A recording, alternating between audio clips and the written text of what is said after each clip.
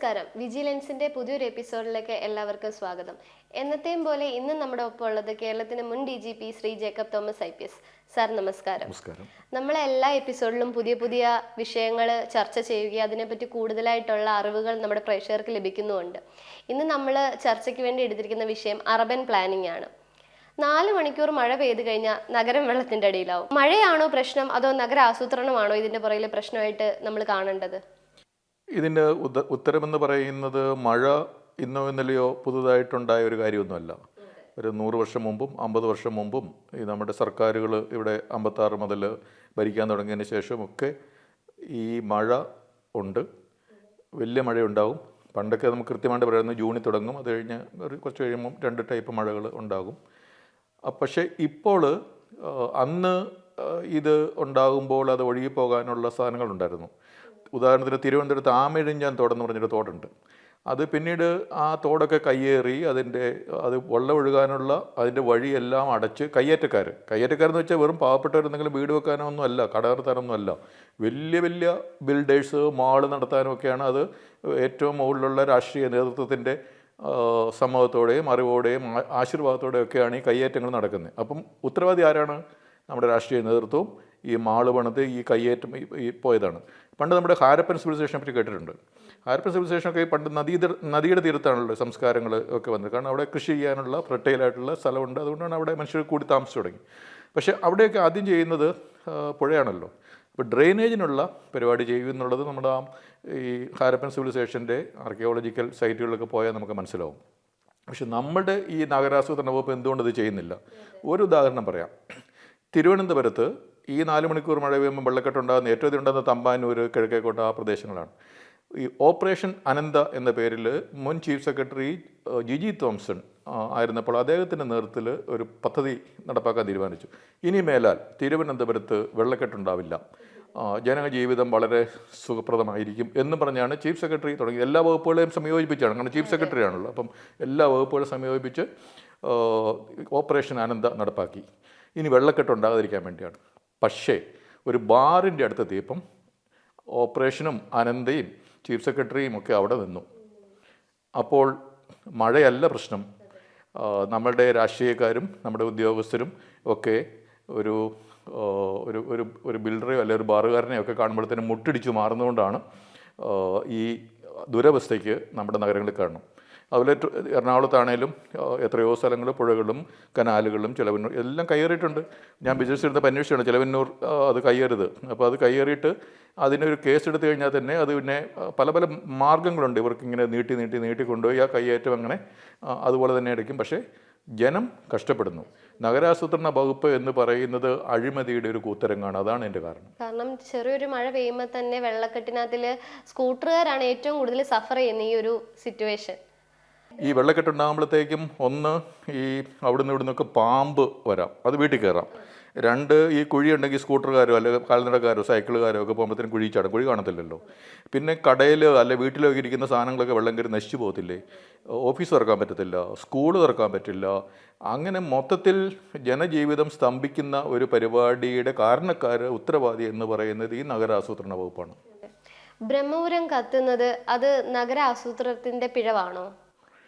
ബ്രഹ്മപുരം പുത്തൻകുരിശ് പഞ്ചായത്തിൽ വെച്ചിരിക്കുന്ന ഒരു 110-120 ഏക്കറിലുള്ള ഒരു വേസ്റ്റ് അങ്കമാലി മുതൽ അങ്കമാലി, കളമശ്ശേരി, ഫോർട്ട് കൊച്ചി എല്ലായിടത്തു നിന്നുള്ള കൊച്ചി നഗരത്തിലെ വേസ്റ്റ് എല്ലാം കൂടെ കൊണ്ടുവന്ന് ഡംപ് ചെയ്യാൻ വേണ്ടിയിട്ട് പിന്നെ പല കാലഘട്ടങ്ങളിൽ അവിടെ അതിനുള്ള ട്രീറ്റ്മെൻറ്റ് പ്ലാന്റുകൾ അല്ലെങ്കിൽ മോഡേൺ ടെക്നോളജിയൊക്കെ നടപ്പാക്കുമെന്നുള്ള പദ്ധതികളും പൈസ മുടക്കലും കെട്ടിടം പണിയിലും അത് പിന്നെ 1 വർഷം കഴിഞ്ഞ് 2 വർഷം കഴിഞ്ഞ് അത് ചെരിഞ്ഞ് വീഴുകയും ഒക്കെ ചെയ്ത സംഭവങ്ങൾ നടന്നിട്ടുണ്ട്.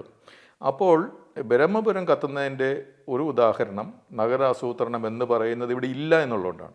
കാരണം ഒരു നഗരാസൂത്രണത്തിൽ ഈ നഗരത്തിൽ എത്ര ആൾക്കാർ ഇനി അടുത്തൊരു 50 വർഷത്തേക്ക് വരാൻ സാധ്യതയുണ്ട്, അതുപോലെ അങ്ങനെയാണെങ്കിൽ അവർക്ക് എത്ര വെള്ളം വേണം, അങ്ങനെ ആകുമ്പോൾ അവരെത്ര ഈ വേസ്റ്റ് ജനറേറ്റ് ചെയ്യാം, എത്ര കറണ്ട് വേണം, എത്ര റോഡ് വേണം, എത്ര മോള് വേണം, എത്ര സ്കൂൾ വേണം, എത്ര ആശുപത്രി വേണം, അങ്ങനെ അതൊക്കെ പ്ലാനിങ്ങിൻ്റെ ഭാഗങ്ങളാണല്ലോ. അതാണ് ആസൂത്രണം എന്ന് പറയുന്നത്. അപ്പോൾ ഈ ബ്രഹ്മപുരം കത്തുന്നതിൻ്റെ ഉദ്ദേശം ഇവിടെ എത്ര വേസ്റ്റ് ജനറേറ്റ് ചെയ്യുന്നോ, എത്ര ആളുകൾ താമസിക്കുന്നോ, ഒരു കണക്ക് കൂട്ടലും പ്ലാനിങ്ങും ഇല്ലാതെ നഗരാസൂത്രണ വകുപ്പുകൾ ബിൽഡിങ്ങുകൾക്കും ഫ്ലാറ്റുകൾക്കും ഒക്കെ പെർമിറ്റ് കൊടുത്ത് ചില്ലറ വാങ്ങിച്ച് പോക്കറ്റിലിട്ടതുകൊണ്ടുണ്ടായ പ്രശ്നമാണ് ഈ ബ്രഹ്മപുരം. അല്ല, ഒരിക്കലും ഉണ്ടാവില്ല. നമ്മുടെ ഇന്ത്യയിൽ ഇൻഡോർ എന്ന് പറയുന്ന മധ്യപ്രദേശിലെ ഒരു നഗരമുണ്ട്. ഇപ്പോൾ 2022 അതിന് മുമ്പത്തെ 6 വർഷമൊക്കെ ഏറ്റവും ക്ലീനസ്റ്റ് സിറ്റി എന്നുള്ള അവാർഡ് കിട്ടുന്നതാണ്. അവിടെ ഈ വേസ്റ്റ് ബിന്നിൽ കൂടെ ഉള്ളോ അല്ലെങ്കിൽ എവിടെയെങ്കിലും കൊണ്ടുപോയിട്ട് ഇങ്ങനെ ഈ ബ്രഹ്മപുരം പോലെ ഡംപ് ചെയ്ത് അവിടെ പിന്നെ തെരുവുനായും കൊതുകും അവിടുത്തെ പുഴയിലേക്ക് വെള്ളമെല്ലാം അങ്ങോട്ട് പോയി മനുഷ്യരുടെ ആരോഗ്യം പോകുന്ന അങ്ങനത്തെ പരിപാടിയൊന്നും ഇൻഡോറിലില്ല.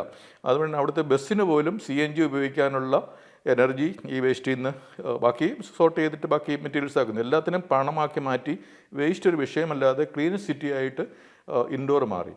ഇൻഡോർ എന്ന് മാറാൻ മധ്യപ്രദേശിൽ നമ്മൾ പറയുന്ന മലയാളികൾ ഭയങ്കര വിവരമുള്ളവരാണ്, ലോകം മുഴുവൻ കണ്ടവരാണ് എന്ന് പറയുന്ന നമുക്ക് ഇത് പറ്റാത്തത് എന്തുകൊണ്ടാണ്? അഴിമതി മാത്രം. നഗര ഈ ആസൂത്രണ വകുപ്പിനെ നിയന്ത്രിക്കുന്ന മന്ത്രിയും മുഖ്യമന്ത്രിയുടെ ഒക്കെ അഴിമതിയാണ്. കൊച്ചി മെട്രോ പോലെയുള്ള പദ്ധതികളുടെ റൂട്ട് തീരുമാനിക്കുന്നത് നഗര ആസൂത്രണ വകുപ്പാണോ അതോ കച്ചവടക്കാരാണോ? ഒരു ഉദാഹരണം പറയാം. ഈ കൊച്ചി മെട്രോ നമ്മൾ തുടങ്ങിയത് കൊച്ചി നഗരത്തിൽ ഇനി മുതൽ ട്രാഫിക്കിൻ്റെ വലിയ പ്രശ്നം ഉണ്ടാകത്തില്ല. റോഡേവിടെ നമുക്ക് ഇവിടെ സ്പീഡ് ലിമിറ്റ് എത്രയാണ് സർക്കാർ പറയുന്നത്, ആ സ്പീഡ് ലിമിറ്റിൽ സുഗമമായിട്ട് പോകാൻ പറ്റും എന്നുള്ളൊരു ഉദ്ദേശത്തിലാണ് മെട്രോ കൊണ്ടുവന്നത്. പക്ഷെ നമ്മളിപ്പോൾ എടപ്പള്ളിയിലോ അല്ലെങ്കിൽ പാലാരിവട്ടത്തോ അവിടെയൊക്കെ മെട്രോ ഉണ്ടല്ലോ, കലൂർ, വൈറ്റില, ഇതെല്ലാം മെട്രോ ഉള്ള സ്ഥലങ്ങളാണ്. ഇവിടെയൊക്കെ പോയി ഈ മെട്രോ വരുന്നതിന് മുമ്പും ഇപ്പോഴും തമ്മിൽ എന്തെങ്കിലും വ്യത്യാസം ഉണ്ടോ എന്ന് ചോദിച്ചു കഴിഞ്ഞാൽ ഒരു വ്യത്യാസമില്ല. ഇപ്പോൾ കൂടിയതേ ഉള്ളൂ. ജനജീവിതം കൂടുതൽ ദുസ്സഹമായി റോഡിൽ എന്നുള്ളതാണ് മെട്രോ വന്നിട്ട്. അത് മെട്രോ കൊണ്ടുവന്നത് ഒരു ചെറിയ ഉദാഹരണം എനിക്കറിയാവുന്ന പറയാം.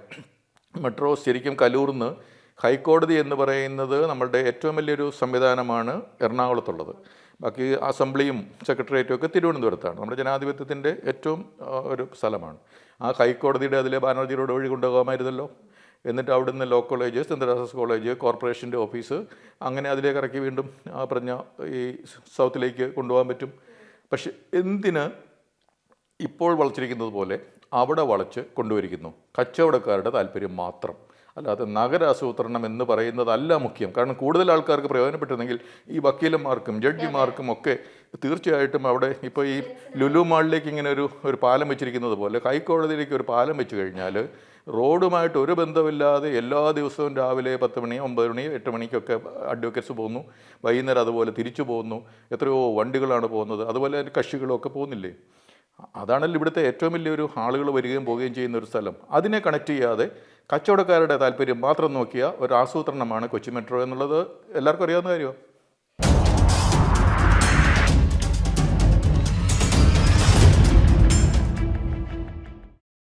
നഗരവൽക്കരണം കൂടി വരുന്നു. നഗരത്തിലെ പ്രശ്നങ്ങളുടെ കാരണം ഈ നഗരവൽക്കരണം തന്നെയാണോ? ഈ നഗരവൽക്കരണം എന്ന് പറയുന്നത് ലോകത്തെല്ലായിടത്തും നഗരങ്ങളിലേക്ക്, അല്ലാതെ അർബനൈസേഷൻ, ആളുകൾ കൂടുതൽ വരുന്നു. അപ്പം എല്ലായിടത്തും കൂടുന്നുണ്ട്. അപ്പോൾ അതിന് നമുക്ക് നാഷണൽ ലെവലിൽ തന്നെ അടൽ മിഷൻ എന്നൊക്കെ പറഞ്ഞിട്ട് പദ്ധതികളുണ്ട്. അപ്പോൾ ആ പദ്ധതികൾ നമുക്കിവിടെ ഉണ്ടാകാമല്ലോ. അതുപോലെ ചെറിയ സാറ്റലൈറ്റ് ടൗൺസ് നമുക്ക് ഡെവലപ്പ് ചെയ്യാമല്ലോ. അപ്പോൾ ഈ കൊച്ചി സിറ്റിയിൽ തന്നെ എല്ലാ സാധനവും വേണോ? കൊച്ചി സിറ്റി തന്നെ ഒരു വലിയ സ്റ്റേഡിയം കലൂർ തന്നെ വേണമെന്നുണ്ടോ? ഇല്ലല്ലോ. അതുപോലെ ആശുപത്രികളെല്ലാം അവിടെ തന്നെ വേണോ? അതുപോലെ മോളുകളെല്ലാം ഈ സിറ്റിയിൽ നടക്കുക തന്നെ വേണോ? ചില ഓഫീസുകൾ ഇവിടെ തന്നെ വേണോ? അപ്പോൾ ഇതൊക്കെ കുറച്ചുകൂടെ മാറി അതിന് പെരി അർബൻ ഡെവലപ്മെൻ്റ് എന്നാണ് എൻവയോൺമെൻറ്റൽ മാനേജ്മെൻറ്റ് പറയുന്നത്. അതായത് സിറ്റിയുടെ ലിമിറ്റിൻ്റെ തൊട്ട് പുറത്തേക്ക് മാറിക്കഴിഞ്ഞു കഴിഞ്ഞാൽ അപ്പോൾ സിറ്റിയിൽ കൺജഷൻ ഉണ്ടാവത്തില്ല, സിറ്റിയിൽ കൂടുതൽ ആളുകളുണ്ടാവില്ല. മറ്റു സ്ഥലങ്ങളിലും അവിടെയും അതിപ്പം പിന്നീട് സ്കൂളും ആശുപത്രിയും എല്ലാ സാധനങ്ങളും മോളുകളൊക്കെ അവിടെ തന്നെ വന്നോളും. അപ്പോൾ അതാണ് ഈ ആസൂത്രണം എന്ന് പറയുന്നത്. ഇപ്പം നമുക്ക് കേരളത്തിൽ ഈ നഗരാസൂത്രണം എന്ന് പറയുന്നത് ഇല്ല എന്നുള്ളതുകൊണ്ടാണ് ഈ നമ്മളുടെ ഇവിടുത്തെ ഈ പ്രശ്നങ്ങളുടെ ഒക്കെ കാരണം. എന്തുകൊണ്ട് നഗരാസൂത്രണം ഇവിടെ ഇല്ല? നഗരാസൂത്രണം എന്തുകൊണ്ടില്ല എന്നുള്ളതിന് ഒരു ഉത്തരമായിട്ട് കഴിഞ്ഞ ദിവസം ക്യുസാറ്റിൽ, Cochin university science and technology, ഒരു മാത്തമാറ്റീഷ്യൻ വരദാൻ, അദ്ദേഹം ഒരു സയൻസ് ഡേയുടെ സെലിബ്രേഷൻ്റെ ഭാഗമായിട്ട് അദ്ദേഹം പ്രസംഗിക്കുകയത്. അദ്ദേഹം പറഞ്ഞു, ഈ രാഷ്ട്രീയക്കാർ ശാസ്ത്രം തീരുമാനിക്കരുത്. രാഷ്ട്രീയക്കാർക്ക് ശാസ്ത്രം തീരുമാനിക്കാനുള്ള കാര്യമല്ലല്ലോ അവരുടെ കാര്യം, അത് ശാസ്ത്രജ്ഞന്മാരാണ് തീരുമാനിക്കുന്നത്. അതുപോലെ നഗരാസൂത്രണം അല്ലെ പ്ലാനിങ്ങിൻ്റെ കാര്യങ്ങൾ പ്ലാനേഴ്സാണ് തീരുമാനിക്കേണ്ടത്. അതിന് വരെ രാഷ്ട്രീയക്കാർ തീരുമാനിക്കാൻ പോയാൽ ഇങ്ങനെ ഇരിക്കും. അപ്പം എന്തുകൊണ്ടാണ് എന്ന് ചോദിച്ചു കഴിഞ്ഞാൽ നമ്മുടെ രാഷ്ട്രീയക്കാർ ശാസ്ത്രജ്ഞരാകാൻ പോയി. പ്ലാനിങ്ങും ഒരു സയൻസായിട്ട് കണക്കാക്കാം. അപ്പോൾ അത് ശാസ്ത്രജ്ഞാനം പോയിരുന്ന വരദൻ കൊച്ചിൻ യൂണിവേഴ്സിറ്റിയിൽ സയൻസ് ഡേയിൽ കഴിഞ്ഞ ദിവസം പറഞ്ഞ അതാണ് അതിൻ്റെ ഉത്തരം. ആളുകൾ തിങ്ങിപ്പാർക്കുന്ന ഈ ഒരു സ്ഥലം പൊല്യൂഷൻ ഫ്രീ സിറ്റി ആവണ്ടേ? കാരണം നമുക്ക് എല്ലാവർക്കും അറിയാം, കുഞ്ഞു കുട്ടികൾ മുതൽ അവരിപ്പോൾ ഒരുപാട് ബ്രീത്തിങ് പ്രോബ്ലം, അതേപോലെ ഹെൽത്ത് ഇഷ്യൂസ് ഒക്കെ പ്രായമായവരും കൊച്ചുകുട്ടികളും ഒരുപോലെ പ്രായപരിധി ഇല്ലാതെ ആൾക്കാർ അനുഭവിച്ചുകൊണ്ടിരിക്കുക. അതിൽ നിന്നൊരു മാറ്റം വരണ്ടേ? ശരിക്കും നമ്മുടെ ഭരണഘടനയുടെ ആർട്ടിക്കിൾ 21 അനുസരിച്ച് റൈറ്റ് ടു ലൈഫിൽ തീർച്ചയായിട്ടും right to decent life, healthy life, pollution free environment, good environment, waste free environment, clean air, clean water, ഇതെല്ലാം ആർട്ടിക്കിൾ 21 എന്നുള്ള ഭരണഘടനയിലെ നമ്മളുടെ ഓരോ പൗരൻ്റെയും മൗലികാവകാശമാണ്. ഈ മൗലികാവകാശം ആരാണ് നമുക്ക് നേടി തരേണ്ടത്? സർക്കാരിൻ്റെ നഗരാസൂത്രണം പോലെയുള്ള വകുപ്പുകളും മറ്റേ പൊല്യൂഷൻ കൺട്രോൾ ബോർഡ്, ബാക്കി റിലേറ്റഡ് ആയിട്ടുള്ള വകുപ്പുകളൊക്കെ ഒരു നഗരത്തിൽ മനുഷ്യർക്ക് ആരോഗ്യത്തോടെ ജീവിക്കാനുള്ള ശുദ്ധവായുവും ശുദ്ധവെള്ളവും വേസ്റ്റ് ഇല്ലാതെ ഒരവസ്ഥയും ഒക്കെ ഉണ്ടാക്കി കൊടുക്കേണ്ട ഉത്തരവാദിത്വം സർക്കാരിനുണ്ട്. പക്ഷേ സർക്കാർ ഈ ആർട്ടിക്കിൾ 21 പോലും നോക്കുന്നില്ല. പുറത്തൊക്കെയാണെങ്കിൽ നല്ല ഭരണമുള്ള സ്ഥലത്തൊക്കെ സൗണ്ട് പോലും ഒരു റോഡ് പോകുന്നിടത്ത് മനുഷ്യർ താമസ സ്ഥലത്തേക്ക് പോകാതിരിക്കാൻ വേണ്ടി സൗണ്ട് ബാരിയേഴ്സ് അവരുണ്ടാക്കുന്നുണ്ട്. പൊല്യൂഷൻ അവർ മോണിറ്റർ ചെയ്യും, ഇത്ര ഉണ്ടെങ്കിൽ അത് അതിനുള്ള മറുപടി ചെയ്യും. പക്ഷേ ഇവിടെ അങ്ങനെ ഒരു കാര്യമില്ല. നമുക്കിവിടെ ഈ കൊതുക് കടി കൊണ്ടും തെരുവ് നായയുടെ കടി കൊണ്ടും ഒക്കെ ഇങ്ങനെ ജീവിക്കാനുള്ള ഒരു ദുരവസ്ഥയാണ് ഉണ്ടായിരിക്കുന്നത്. എന്നിട്ട് നമ്മൾ ഇടയ്ക്കിടയ്ക്ക് നമ്മുടെ ഈ പറഞ്ഞ അഴിമതിക്കാരായ രാഷ്ട്രീയ നേതാക്കൾ വലിയ വലിയ പ്രഖ്യാപനങ്ങൾ നടത്തും. നമ്മൾ ഈ 2025 ആയപ്പോഴത്തേക്ക് നമ്മൾ വലിയ വികസിത രാജ്യമാകും, 2040 ആകുമെന്നൊക്കെ പറഞ്ഞ് വലിയ മലയാളത്തിൽ തള്ളലെന്ന് പറയുന്നുണ്ടല്ലോ. പക്ഷേ അത് നമ്മൾ മറ്റു ജനങ്ങൾ കേട്ട് സായുജ്യമടഞ്ഞ് വീണ്ടും വീണ്ടും ഈ പറഞ്ഞ അഴിമതിക്കാർക്ക് വോട്ട് ചെയ്ത് കൊടുക്കുന്നതുകൊണ്ടാണ് ഈ കൊതുക് കൂടി വരുന്നതും തെരുവുനായ കൂടി വരുന്നതും ആരോഗ്യ പ്രശ്നങ്ങളുണ്ടാകുന്നതും പൊല്യൂഷൻ കൂടി വരുന്നത്. ചോദിക്കാനും പറയാനും ഇവിടെ ഒരു മനുഷ്യനുമില്ല. അതാണ് കാര്യം. ഒരു അമ്പലത്തിന് ചുറ്റിനും നഗരം പണിയുന്നത് ഒരു സുസ്ഥിര വികസനം, അതെന്താണ്? ഇപ്പോൾ അടുത്ത കാലത്ത് അയോധ്യയിൽ ഒരു അമ്പലം പണിയുകയും അത് സുപ്രീം കോടതിയുടെ 2019 വിധിയുടെ ശേഷമാണ് അതിനുള്ള തറക്കല്ലിടുകയും അതിനുശേഷം ഇപ്പോൾ ജനുവരിയിൽ അത് ഉദ്ഘാടനം ചെയ്യുകയൊക്കെ ഉണ്ട്. അപ്പോൾ ആ അമ്പലത്തിൻ്റെ ചുറ്റുമായിട്ട് കുറേ മെട്രോ ട്രെയിനുകൾ, അവിടെ എയർപോർട്ട് വരുന്നു, അവിടെ മറ്റ് കുറേയധികം ലോകത്തിൻ്റെ പല ഭാഗത്തുനിന്നും വരുന്ന ആളുകൾക്ക് താമസിക്കാനുള്ള സ്ഥലം, ഭക്ഷണത്തിനുള്ള സ്ഥലം, വിശ്രമിക്കാനുള്ള സ്ഥലം, അങ്ങനെ എല്ലാ കാര്യങ്ങളും ഉണ്ടാക്കുന്നത്. അതാണ് ആസൂത്രണത്തോടു കൂടിയുള്ള ഒരു നഗര വികസനം എന്ന് പറയുന്നത്. അമ്പലമാണ് ഇതിൻ്റെ കേന്ദ്രബിന്ദു. പക്ഷേ അവിടെ train connection, air connection, road connection, അവിടെ എത്ര പേര് വരും എന്നുള്ളത് കണക്കുണ്ട്. അതാണ് നഗരാസൂത്രണം. അപ്പോൾ അവർക്ക് താമസിക്കാനുള്ള സ്ഥലം വേണം, അവരുടെ വേസ്റ്റ് എത്ര ഉണ്ടാകും, അവർക്ക് എത്ര വെള്ളം വേണം, അതൊക്കെ വളരെ കൃത്യമായിട്ട് ഉത്തർപ്രദേശിലെ നമ്മൾ മലയാളികൾ എപ്പോഴും പുച്ഛിക്കുന്നതാണ് ഉത്തർപ്രദേശുകാരെ. അവർ വളരെ കൃത്യമായിട്ട് അവിടെ നഗരാസൂത്രണം ഉണ്ട്. നഗരാസൂത്രണം വേണമെന്ന് പറയാനുള്ള ഒരു നേതാവ് അവിടെയുണ്ട്. പക്ഷേ ഇവിടെ കേരളത്തിൽ അതില്ല എന്നുള്ളതാണ്. ഇവിടെ എങ്ങനെ കൈയിട്ട് വരാം, എനിക്കെങ്ങനെ കൂടുതൽ പൈസ കിട്ടും, അഴിമതി കാണിക്കാം എന്നുള്ളത് നോക്കുന്ന നേതാവ് നമുക്കുള്ളത്. അതാണ് നമ്മുടെ പ്രശ്നം. എന്ന് മാത്രമല്ല, കേരളത്തിൽ തൃശ്ശൂർ എന്ന് പറയുന്ന ഒരു നഗരമുണ്ടല്ലോ, അതും ഒരു അമ്പലം കേന്ദ്രബിന്ദുവായിട്ട് അതിൻ്റെ പുറത്ത് റൗണ്ട് എന്ന് പറഞ്ഞിട്ട് റിംഗ് ആയിട്ടുണ്ടായി. അവിടുന്ന് വീണ്ടും റേഡിയലായിട്ട് ഓരോ സ്ഥലത്തേക്കും റോഡ്, അവിടെ മ്യൂസിയം, സൂ, അതൊക്കെ ഉണ്ടായി. വളരെ പ്ലാൻഡ് ആയിട്ടുള്ള നഗരാസൂത്രണത്തോടു കൂടി നമ്മളുടെ ഈ രാഷ്ട്രീയ വിവരമില്ലാത്തവർ വരുന്നതിന് മുമ്പ് ഇവിടെ രാജാക്കന്മാർ ജനാധിപത്യം മോശം എന്നല്ല പറയുന്നത്. രാജാക്കന്മാർ വിവരമുള്ളവരെ, അവർ ശാസ്ത്രജ്ഞനാകാൻ പോയില്ല, അതിനുവരെ അവർ വിവരമുള്ള ശാസ്ത്രജ്ഞന്മാരെ, പ്ലാനിങ് അറിയാവുന്നവരെ വിളിച്ച് ഈ കാര്യങ്ങൾ ആസൂത്രണം നടത്തിയാണ്. തൃശ്ശൂർ അമ്പലത്തിൻ്റെ ചുറ്റിലുമാണ് അവിടെ നഗരം ഡെവലപ്പ് ചെയ്തിരിക്കുന്നത്. അല്ലാതെ അയോധ്യയിൽ മാത്രമല്ല. അടുത്ത കാലത്ത് ഒരു ബുക്ക് ഒരാൾ A tale of tin cities എന്ന് പറഞ്ഞിട്ട് തമിഴ്നാട്ടിലെ 2 അമ്പലങ്ങളെ പറ്റിയാണ്. ഈ വൈഷ്ണവേഴ്സിൻ്റെ 2 സെക്ട് ഉണ്ട്. ശ്രീരംഗവും തഞ്ചാവൂരും വൈഷ്ണവേഴ്സ് 2 അമ്പലങ്ങൾ ഉണ്ടാക്കി. ഒരു സെക്റ്റിൻ്റെയാണ് ശ്രീരംഗം. അങ്ങനെ ആ അമ്പലത്തിന് ചുറ്റുമായിട്ട് നഗരം ഡെവലപ്പ് ചെയ്തു. തഞ്ചാവൂർ വേറൊരു വൈഷ്ണവ സെക്റ്റിൻ്റെ അത് ഡെവലപ്പ് ചെയ്തു. അപ്പോൾ ഈ അമ്പലത്തിനോട് ബേസ് ചെയ്തിട്ട് നഗരങ്ങൾ വികസിക്കുന്നു, അത് പ്ലാനിങ്ങോടുകൂടി വികസിക്കുന്നു എന്നുള്ള ഇന്നലെ തുടങ്ങിയതല്ല, പണ്ടേ ഉള്ളതാണ്. കേരളത്തിലുള്ള തൃശ്ശൂർ ഉദാഹരണമാണല്ലോ. ഈ നഗരത്തിൽ ക്രൈം കൂടുന്നതിൻ്റെ കാരണം നഗര ആസൂത്രണത്തിൻ്റെ പിഴവാണോ? ഒരു നല്ല നഗരം എന്ന് പറഞ്ഞു കഴിഞ്ഞാൽ അവിടുത്തെ ഏറ്റവും പ്രധാനപ്പെട്ട ഒരു കാര്യമെന്ന് പറയുന്നത് അവിടെ വീട്ടിൽ കിടന്നുറങ്ങുന്നവർക്കും വഴിയെ നടക്കുന്നവർക്കും സുരക്ഷിതത്വമാണ്. ഏത് പാതിരാത്രിക്ക് എതിലെ നടന്നാലും സ്ത്രീ ആണേലും കുട്ടിയാണേലും സുരക്ഷിതമാണ്, എന്നെ പെടുന്നാലും പൊക്കിക്കൊണ്ട് പോകത്തില്ല എന്നൊരു ഉറപ്പ് എനിക്കുണ്ടെങ്കിൽ അതൊരു നല്ല നഗരമാണ്. അപ്പോൾ അങ്ങനെ ഒരു നഗരം, സുരക്ഷിതമായിട്ടൊരു നഗരം ഉണ്ടാക്കണമെങ്കിൽ അതിന് ആസൂത്രണം ആവശ്യമുണ്ട്. തീർച്ചയായിട്ടും ആസൂത്രണം ആവശ്യമുണ്ട്. അതിനുശേഷമാണ് അവിടെ ഭംഗിയുള്ളതായിരിക്കണം, പാർക്ക് വേണം, അല്ലെങ്കിൽ കളിക്കാനുള്ള സ്ഥലം വേണം, മോള് വേണം, സ്കൂള് വേണം, യാത്ര ചെയ്യാനുള്ള സ്ഥലം വേണം, കൺജഷൻ ഉണ്ടാവരുത്, അങ്ങനത്തെ ബാക്കി കുറേ കാര്യങ്ങളൊക്കെ ഹെൽത്തി ആയിരിക്കണം, പൊല്യൂഷൻ പാടില്ല, അതൊക്കെ. പക്ഷെ ഒന്നാമത്തെ കാര്യം സുരക്ഷിതത്വമാണ് മനുഷ്യർക്ക്.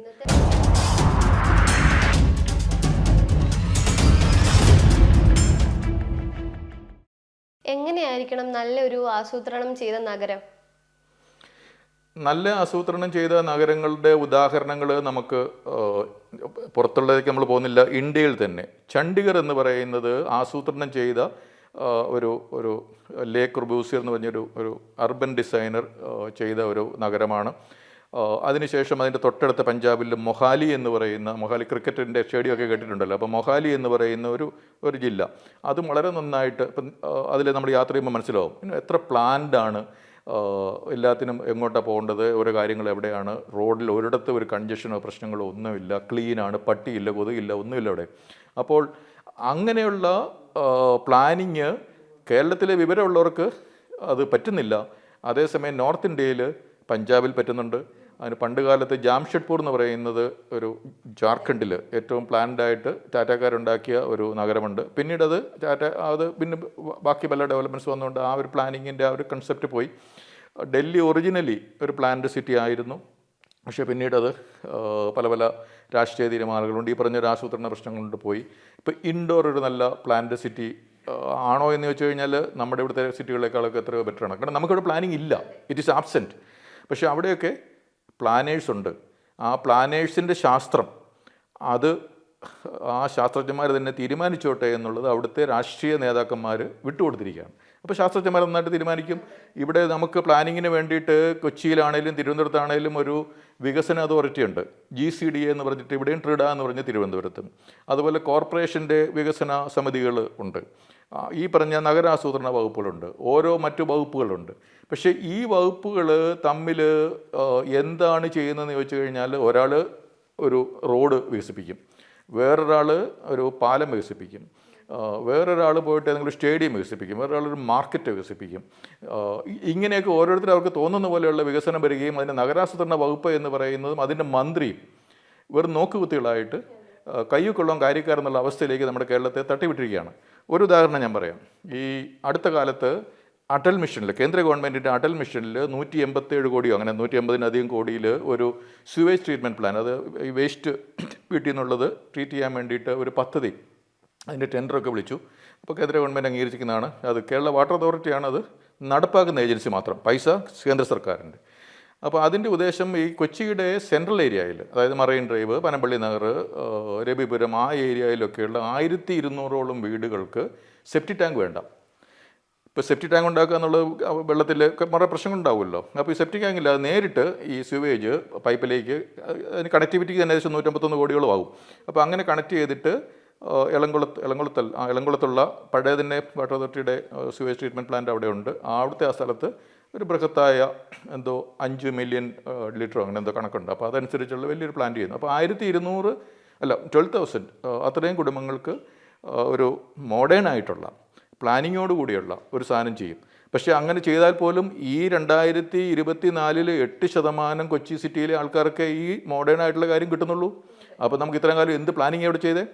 അപ്പോൾ ഇതിനു മുമ്പ് ചെയ്തിരുന്ന പ്ലാനിങ് ഓരോ മനുഷ്യരും അവർക്ക് തോന്നിയ പോലെ സെപ്റ്റി ടാങ്ക് വെക്കുകയോ വെക്കാതിരിക്കുകയോ ഇങ്ങോട്ട് ഒഴുക്കി വിടുകയോ കനാലിലേക്ക് ഒഴുക്കി വിടുകയോ ഒക്കെ ചെയ്തോട്ടെ, ഞങ്ങൾ ഇതിലൊന്നുമില്ല, ഞങ്ങൾക്കൊന്നും അറിയാൻ വേണ്ട, ഇവിടെ കൊതുക് വളരുകയോ അസുഖം പിടിക്കുകയോ ഡെങ്കു പടരുകയോ ഒക്കെ ചെയ്തോട്ടെ, അതൊക്കെ അതിന് ആശുപത്രി ഉണ്ടല്ലോ, അതിന് ആരോഗ്യ വകുപ്പുണ്ടല്ലോ എന്നൊക്കെയുള്ളതാണ് ഈ നഗരാസൂത്രണ വകുപ്പിൻ്റെ ഇത്രയും കാലത്തെ ചിന്ത.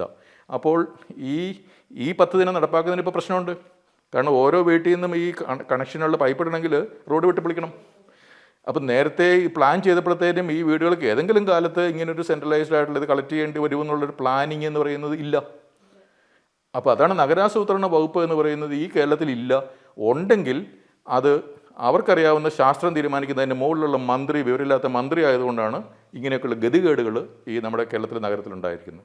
നഗരങ്ങളിൽ സ്ട്രീറ്റ് ഫുഡ് വിൽക്കുന്നത്, അതിനെപ്പറ്റി എന്താണ് പറയാനുള്ളത്? നല്ലതാണോ? ഈ സുസ്ഥിര നഗരവികസനം, അതായത് സസ്റ്റൈനബിൾ ആൻഡ് ഇക്വിറ്റബിൾ അർബനിസം എന്നൊക്കെ പറഞ്ഞ് ഞാൻ എൻ്റെ എൻവയോൺമെൻറ്റ് മാനേജ്മെൻറ്റ് ബുക്കിൽ ഒരു ചാപ്റ്റർ തന്നെ ഈ സസ്റ്റൈനബിൾ ആൻഡ് ഇക്വിറ്റബിൾ അർബനിസം എന്നുള്ളതാണ് ആ ചാപ്റ്റർ. അപ്പോൾ അതിൽ പല കാര്യങ്ങളുണ്ട്, ഫോറസ്റ്റ് സിറ്റി എന്നൊക്കെ പറഞ്ഞ് തുടങ്ങി പല പല. അപ്പോൾ അതിലൊരു കാര്യം, വളരെ അകലെ നിന്നുള്ള സാധനങ്ങൾ ഒരു നഗരത്തിലേക്ക് വരാതെ ആ നഗരത്തിൽ തന്നെ ഉള്ളവരുണ്ടാക്കുന്ന ഉൽപ്പന്നങ്ങൾ, അത് ഭക്ഷണമായിക്കോട്ടെ, അവർ ഉണ്ടാക്കുന്നതും കരകൗശല സാധനങ്ങളായിക്കോട്ടെ, പച്ചക്കറികളായിക്കോട്ടെ, അപ്പോൾ അതൊക്കെ അവിടെ തന്നെ സ്ട്രീറ്റിൽ വെച്ച് വിൽക്കാൻ വേണ്ടി. കാരണം വലിയൊരു കടയോ വാടകയ്ക്ക് എടുത്ത്, കാരണം സിറ്റിയുടെ നടക്കൊക്കെ അറിയാമല്ലോ, വലിയ കോസ്റ്റായിരിക്കും. അപ്പോൾ സാധാരണ മനുഷ്യർക്ക് അവർക്ക് ഉപജീവനം നടത്താൻ വേണ്ടിയും അതേസമയം മറ്റേ ആ സിറ്റിയിലുള്ളവർക്ക് ക്ലീൻ നല്ല ലോക്കൽ ഫുഡ് കൊടുക്കാനുമുള്ള സ്ട്രീറ്റുകൾ ഉണ്ടാകണം എന്നുള്ളതാണ് സുസ്ഥിര വികസനത്തിൻ്റെ, സുസ്ഥിര നഗര വികസനത്തിൻ്റെ ഒരു ലക്ഷ്യം. അപ്പോൾ നമ്മളിപ്പം തിരുവനന്തപുരത്ത് കാണാൻ പറ്റും, അവിടെ പാളയത്ത് പഴയ ബുക്കുകൾ വിൽക്കുന്ന ഒരു സ്ഥലമുണ്ട്. അവിടെ ചെന്നാൽ നമുക്കറിയാം, അവിടെയാണ് പഴയ ബുക്കുകൾ കിട്ടും. നല്ല കാര്യമാണ്. അതുപോലെ ഇപ്പോൾ സ്ട്രീറ്റ് ഫുഡിൻ്റെ ഒരു സ്ഥലങ്ങൾക്ക് ഇവിടെ ഉണ്ട്. പിന്നെ തട്ടുകട എന്നൊക്കെ പറഞ്ഞൊക്കെ നമുക്കറിയാം, അവിടെ ചെന്ന് കഴിഞ്ഞാൽ ദോശ കിട്ടും, അവിടെ ചെന്നാൽ ഫുഡ് കിട്ടുമെന്നറിയാം. അപ്പോൾ അത് നല്ല കാര്യമാണ്. അതുപോലെ മൺചട്ടി, ഈ എടപ്പള്ളിയിൽ അവിടെ റോഡിൻ്റെ സൈഡിൽ ചെന്ന് മൺചട്ടി കിട്ടുമെന്നറിയാം. അതൊക്കെ ലോക്കൽ ആൾക്കാർ അവിടെ ഉണ്ടാക്കിയിട്ട് കൊണ്ടുവന്ന് വിൽക്കുന്നു, അവർക്ക് ഉപജീവന മാർഗ്ഗമാണ്, നമുക്ക് ആവശ്യമുള്ള കാര്യങ്ങൾ നടക്കും. അപ്പം സ്ട്രീറ്റ് ഫുഡ്, സ്ട്രീറ്റ് വെൻഡേഴ്സ് എന്നുള്ള കാര്യങ്ങളൊക്കെ ഒരു നഗര ജീവിതത്തിന് ആവശ്യമാണ്. സുസ്ഥിര വികസന തത്വം അനുസരിച്ച് നഗരങ്ങൾ നമ്മൾ ആസൂത്രണം ചെയ്യുമ്പോൾ. കേരളത്തിലെ നഗര ആസൂത്രണത്തിന്റെ ഭാഗമായിട്ട് ജലഗതാഗതം, ജല ടൂറിസം അതെന്തുകൊണ്ട് ഭാഗമാവുന്നില്ല? പ്രധാന കാരണം എന്ന് പറയുന്നത്, നമ്മുടെ അടുത്ത കാലത്തൊക്കെ കേന്ദ്ര ഗവൺമെൻറ്റിൽ നിന്ന് national highway authority of India കുറേ പൈസ ഇങ്ങോട്ട് തരും. അപ്പോൾ അവർ പൈസ തന്നിട്ട് ഹൈവേകൾ അങ്ങ് ഡെവലപ്പ് ചെയ്യും. അതുപോലെ റെയിൽവേ ആണെങ്കിലും മേൽപ്പാലങ്ങൾ, അങ്ങനത്തെ കുറേ കാര്യങ്ങൾ, പാലങ്ങൾ അവിടെ ചെയ്യും. അതേസമയം ഉപരിതല ഗതാഗത വകുപ്പ് അതേപോലെ തന്നെ ഇവിടെ ഉൾനാടൻ ജലഗതാഗതം വികസിപ്പിക്കാനോ അങ്ങനത്തെ കാര്യങ്ങൾ ചെയ്യുന്നില്ല. ഇപ്പോൾ അടുത്ത കാലത്ത് KSINC 2 ഫ്യൂവൽ, അതായത് ഇന്ധന ബാർജ്, പിന്നെ നേരത്തെ ആസിഡ് ബാർജ്, അതുപോലെ സൾഫർ കപ്പാസിറ്റി കൊണ്ടുവന്ന ബാർജുകൾ, വെള്ളത്തിൻ്റെ ബാർജുകൾ, പണ്ട് ഈ ഓസ്ട്രേലിയയിലുണ്ടാകുന്ന വെള്ളത്തിൻ്റെ ബാർജുകൾ, ഞാനവിടെ MD ആയിരുന്നുകൊണ്ട് എനിക്കറിയാം. അപ്പോൾ അതൊക്കെ വാട്ടർ ട്രാൻസ്പോർട്ടിൻ്റെ കുറച്ച് കാര്യങ്ങളുണ്ട്, പക്ഷേ അതൊന്നും വികസിച്ചിട്ടില്ല. പിന്നീട് ഈ നാഷണൽ വാട്ടർ വേ നമ്പർ 3 ഉണ്ട്, ഈ കൊടുങ്ങല്ലൂർ തുടങ്ങി കൊല്ലം വരെ പോകുന്നത്. അപ്പോൾ ഇതൊക്കെ അർബൻ സെൻറ്റേഴ്സിനെ കണക്ട് ചെയ്യുന്നതാണല്ലോ. അതും ഇങ്ങനെ അതിനൊരു സെൻട്രൽ ഗവൺമെൻറ് ഒരു ഏജൻസി ഇവിടെ ഉണ്ട്, KSINC ആണ് അതിൻ്റെ ബോയ്സ് ഇടുന്ന അവിടെ വരെ, അതിൻ്റെ പൈസ ഇങ്ങനെ പോയിക്കൊണ്ടിരിക്കുന്നുണ്ട്. പക്ഷേ ജലഗതാഗതമില്ല. ഈ വാട്ടർ മെട്രോ എന്ന് പറയുന്നത് തീർച്ചയായിട്ടും അത് ഒരു പേര് അതിട്ടിട്ട് അതിനൊരു എന്താ പറയുക, പഴയ വീഞ്ഞിനെ പുതിയ കുപ്പിയിലാക്കി വേറൊരു പേരൊക്കെ ഇട്ട് ക്രിസ്ത്യൻ ചെയ്തിട്ട് വിളിക്കുന്ന നല്ല കാര്യമാണ്. കാരണം അപ്പം കൂടുതൽ സൗകര്യങ്ങളായിട്ട് കൊടുക്കുന്നു. പക്ഷേ ഈ ഐലൻഡുകളെ തമ്മിൽ കണക്ട് ചെയ്യുന്നതും കടത്തും ചങ്ങാടവും ബാർജും ഒക്കെ പണ്ടേ ഇവിടെയുള്ളതാണ്. അതിനെ കുറച്ചുകൂടെ പരിഷ്കരിച്ച് ഒരു പേരൊക്കെ ഇട്ട് പ്രൊമോട്ട് ചെയ്ത് അഡ്വർടൈസ് ചെയ്ത് അത് കൊണ്ടുപോകുന്നുണ്ട്. നല്ല കാര്യം തന്നെയാണ് തീർച്ചയായിട്ടും. പക്ഷേ ഇത് നഗരാസൂത്രണത്തിൻ്റെ ഭാഗമായിട്ടാണോ നടക്കുന്നത്? അവിടെയാണ് എൻ്റെ പ്രശ്നം. നഗരാസൂത്രണത്തിൽ ഓരോ സിറ്റികളിൽ ഇവിടുന്ന് എത്ര ബോട്ട് ആ സ്ഥലത്തേക്ക് ഇടണം, അങ്ങനെയാണ് അവിടെ എന്ത് ഡെവലപ്മെൻറ്റാണ് വരുന്നത്. അപ്പോൾ അങ്ങോട്ട് ബോട്ടിൽ കരയിൽ കൂടെ പോകണ്ടല്ലോ, അപ്പോൾ റോഡ് പിന്നെ അതിലേ വേണ്ട. ഇപ്പോൾ ഈ ഗ്രീൻ കോറിഡോർ എന്നൊക്കെ പറഞ്ഞാൽ അങ്ങനത്തെ സാധനങ്ങളൊക്കെ അവോയ്ഡ് ചെയ്തിട്ട് വെള്ളത്തിൽ കൂടെ നമുക്ക് പോകാൻ പറ്റില്ലേ? തീർച്ചയായിട്ടും പറ്റും. അപ്പോൾ കൊടുങ്ങല്ലൂർ തുടങ്ങി ബല്ലാർപാടം വരെ പണ്ട് ഒരു മറൈൻ ബൈപ്പാസ് എന്ന് പറഞ്ഞിട്ട് ഞാൻ ഇപ്പോൾ തുറമുഖത്തിലിരുന്നപ്പം പ്ലാൻ ചെയ്തതാണ്. അന്ന് നബാർഡ് അതിൻ്റെ പൈസ തരാമെന്ന് പറഞ്ഞു. പക്ഷേ നമ്മുടെ രാഷ്ട്രീയ നേതാക്കന്മാർക്ക് ഈ റോഡിൽ കൂടെ മണ്ണിടുക, അറിയാമല്ലോ, ഏറ്റവും വലിയ അഴിമതി നിറഞ്ഞ ഒരു മേഖലയാണ്. ഇപ്പം നാഷണൽ പണിയുമ്പോഴും നമുക്ക് അറിയാൻ പറ്റും, അവിടെ മണ്ണ് ഇടുന്ന കരാറുകാരുണ്ട്, അതുപോലെ ചരൽ കൊടുക്കുന്ന കരാറുകാർ, അങ്ങനെ എല്ലാം അഴിമതിയുടെ ഒരു ഒരു ഒരു പരിപാടിയാണ് ഈ റോഡ് നിർമ്മാണം. വെള്ളത്തിൽ അത്രയും അഴിമതിക്ക് സ്കോപ്പില്ല, ഉണ്ടാവും. പക്ഷേ അതുകൊണ്ടാണ് അഴിമതി ഏറ്റവും കൂടുന്നിടത്ത് നമ്മളുടെ കഴുകന്മാർ ഒക്കെ അവിടെ എത്തി. അതുകൊണ്ടാണ് ഈ വാട്ടർ ട്രാൻസ്പോർട്ട് എന്ന് പറയുന്നത് അത്രയും വികസിക്കാത്തത്. സർ, ഒരുപാട് നന്ദിയുണ്ട്. കാരണം നമുക്ക് അർബൻ പ്ലാനിങ്ങിനെ പറ്റി കൂടുതലായിട്ടുള്ള കുറേ കാര്യങ്ങൾ ഇന്ന് അറിയാൻ സാധിച്ചു. അടുത്ത എപ്പിസോഡിൽ പുതിയൊരു വിഷയമായിട്ട് കാണുന്നവരെ നന്ദി, നമസ്കാരം.